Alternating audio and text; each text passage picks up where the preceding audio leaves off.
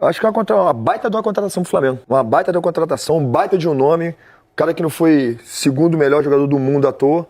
Jogou em grandes centros. Eu tive a oportunidade, inclusive, de jogar contra ele quando ele estava no Napoli. Acho que é uma contratação pro Flamengo que vem para jogar, porque domina o centro-campo, vai ajudar muito nesse sistema que a gente viu aí no campinho. Então, eu falo pra você, essa contratação, muitos podem achar uma contratação normal, eu acho a contratação top. Salve, salve, nação brunegra! Sejam todos bem-vindos ao canal Redação de Urubu. Hoje vamos falar um pouquinho sobre reforços pintando na Gávea, então fica ligado até o final do vídeo e não perde nada. Se puder deixar aquele likezinho, aquele hypar na humildade, vai ajudar demais. Comentar a cidade e estado que você está acompanhando a gente. Os créditos estão na descrição do vídeo, os donos da bola. Flamengo não teve pena. O que tá acontecendo com esse negócio aí hoje? Que tá um dedo nervoso danado aí. Tem alguém estreando aí hoje? Um nervosismo? Hora de falar do clássico que movimentou o último sábado. O malvadão amassou, passou o carro, como diz o bigode, blá blá blá blá blá blá blá blá blá blá blá, sem pena no tapetinho. Para o terror do André Bessa, nosso editor de corte, tá chorando até agora. E quem conta tudo pra gente é ela, Gabi Marino Bessa aqui, ó.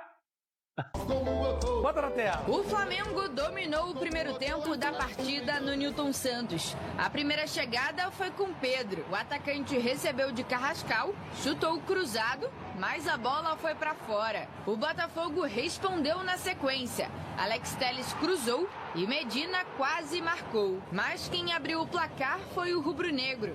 Aos 12 minutos, Samuel Lino contou com desvio de Bastos e balançou a rede. 1-0. Depois veio um golaço. Léo Pereira cobrou falta com categoria e ampliou para o Flamengo. E o detalhe é que o zagueiro nem costuma treinar esse tipo de lance. Não estou treinando muito, mas eu sempre treino, tá? E eu assumi essa responsabilidade na hora ali de poder ser feliz nessa cobrança e deu certo. Ainda na etapa inicial, Alexander Barbosa foi expulso por falta em Pedro. Em campo, a arbitragem havia marcado impedimento, mas após checagem do VAR, o cartão vermelho foi confirmado. Com 1 a mais, o Flamengo voltou para o segundo tempo pressionando o Botafogo. E com apenas 3 minutos da etapa complementar, Varela cruzou na área e Pedro fez o terceiro. Samuel Lino ainda perdeu uma grande chance e o Botafogo ainda teve oportunidade para diminuir. Medina finalizou, a bola desviou em Léo Ortiz e quase parou dentro da rede. No fim, o Fla também chegou com Paquetá. Raul defendeu. Fim de jogo, Flamengo 3, Botafogo 0. Em relação a esse aspecto defensivo, eu acredito que uma equipa da qualidade do Flamengo também tem que ter essa variável, que é defender bem e estar bem colocada dentro de campo. O adversário, como hoje o Botafogo, é uma equipa que tem médias de 6, 7 tiros ao gol e hoje teve uma bola no gol. E em termos defensivos, eu acredito que a equipa está evoluindo. O aspecto defensivo citado por Leonardo Jardim também aparece nos números.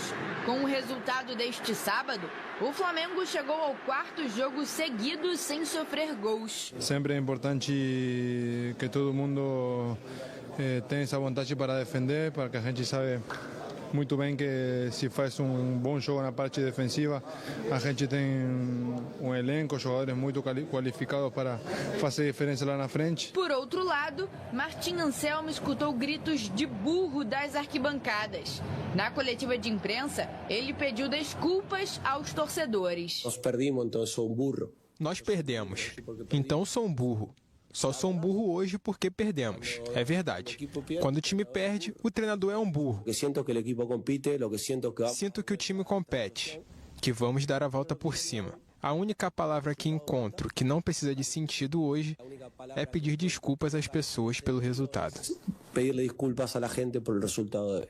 Quem esteve presente aqui no estádio Newton Santos foi Carlo Ancelotti, técnico da seleção brasileira. Jogadores do Botafogo e também do Flamengo foram observados de perto pelo italiano antes da convocação desta segunda-feira para os amistosos contra França e Croácia, que acontecem no fim do mês. Pelo lado do Glorioso, o lateral direito Vitinho e o volante Danilo estão na pré-lista do comandante para a data FIFA de março.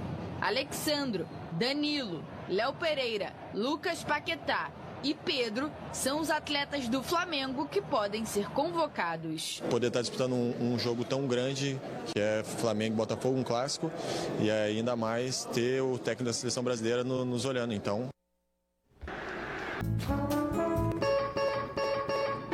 Tá me olhando com essa cara por quê, cara? Em casa o Flamengo tem essa 92%, cara. Não, isso que eu tô falando. Absurdo. Só tá dando jogo no Maracanã. No Newton Santos. 92%, 12 jogos.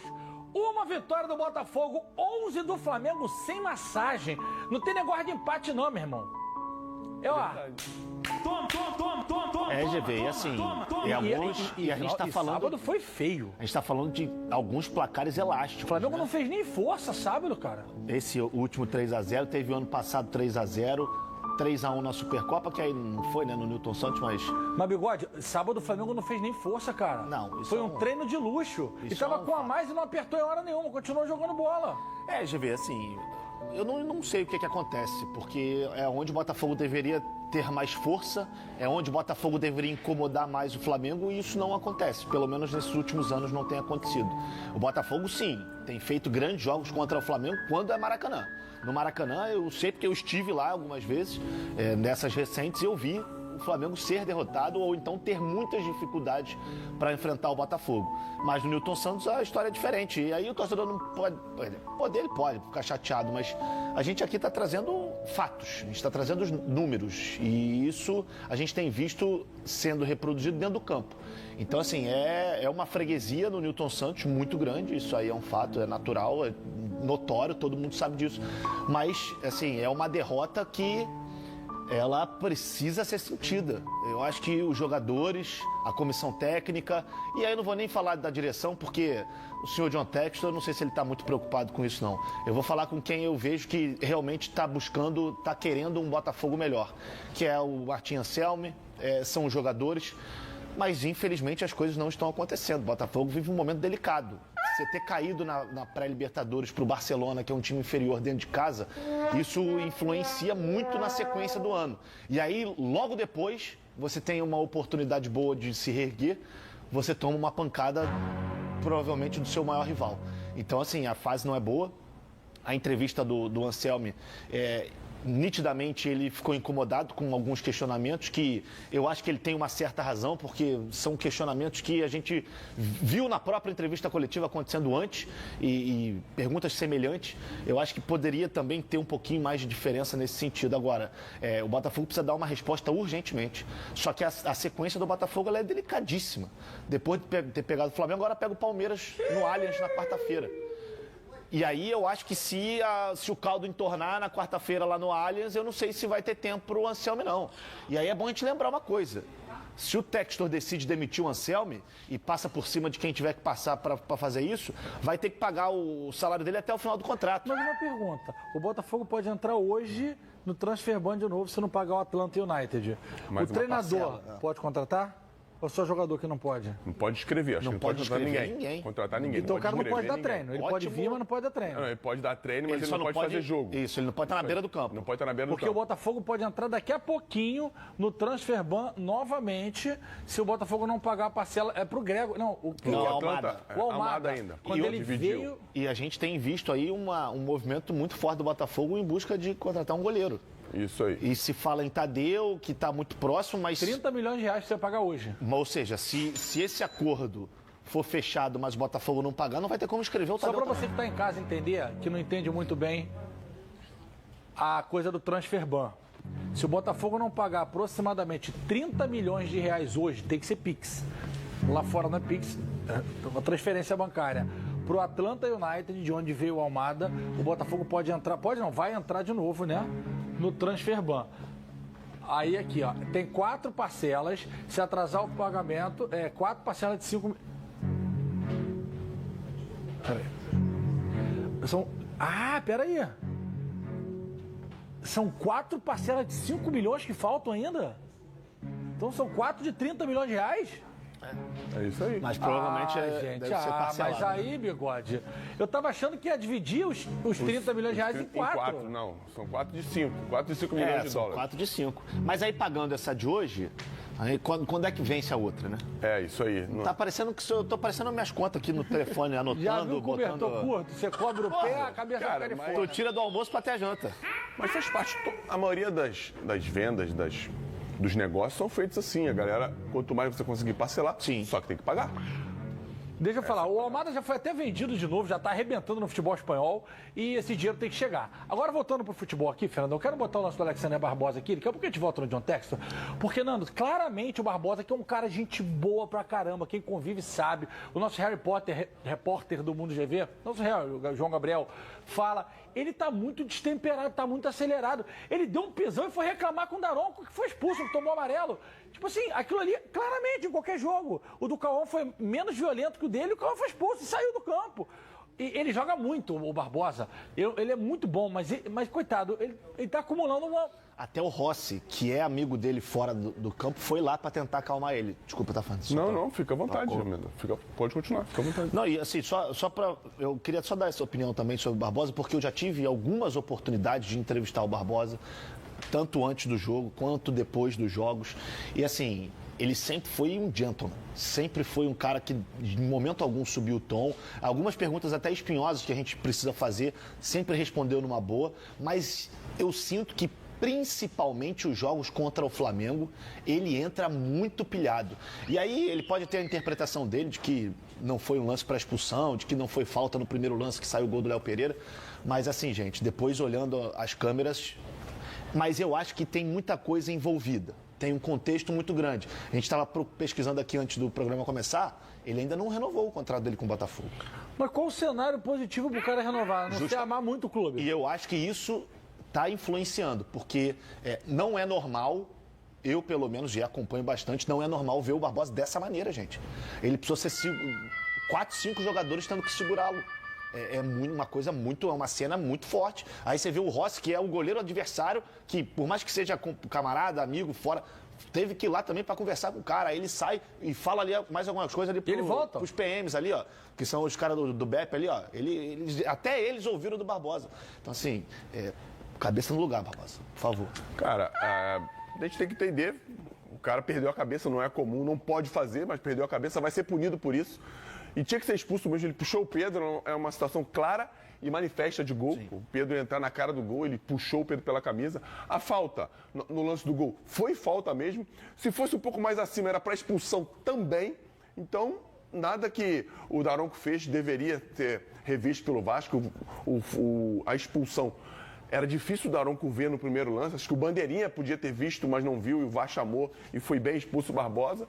E o Botafogo tem que respirar, botar a cabeça no lugar, dar um pouco de paz pro Anselmo poder trabalhar, porque porque tudo que está acontecendo, tudo que acontece com o Botafogo vem de cima para baixo, galera.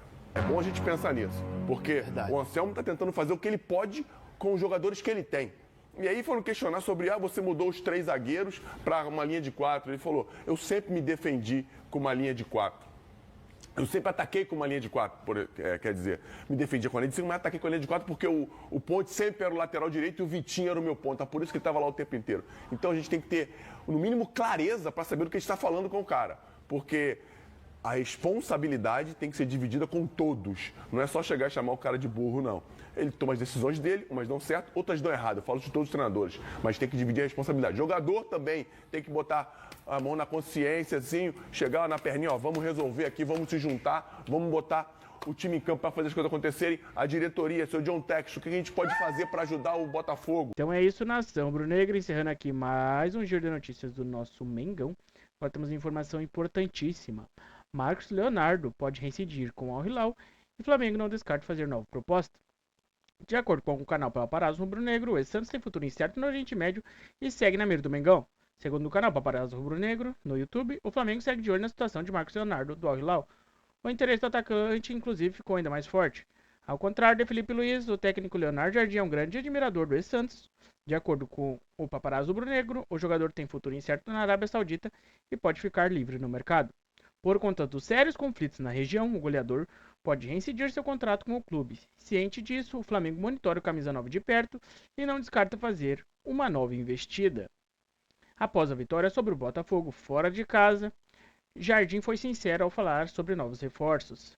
Vale lembrar que a janela de exceção da CBF termina no dia 27 de março. Sinceramente, nosso elenco não é grande.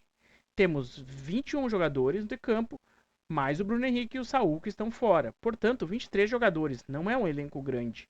Uma equipe como o Flamengo, que tem necessidade de sempre ter um elenco competitivo, está aberta para melhorar o elenco. Completou o novo comandante. Na briga pelo G4, o rubro-negro recebe em casa, no Maracanã, o pressionado Remo na próxima rodada. Em quinto lugar na tabela, o Flamengo já soma 10 pontos em 5 jogos. Até o momento foram 3 vitórias, 1 empate e só uma derrota para o mais querido no Campeonato Brasileiro. Contra o Remo, a partida no Rio de Janeiro começa às 8 horas da noite, horário de Brasília. Então é isso, torcedor. Comenta aí embaixo o que você achou das notícias. Não se esquece de deixar aquele likezinho para fortalecer o canal. Os créditos estão na descrição do vídeo. E falou!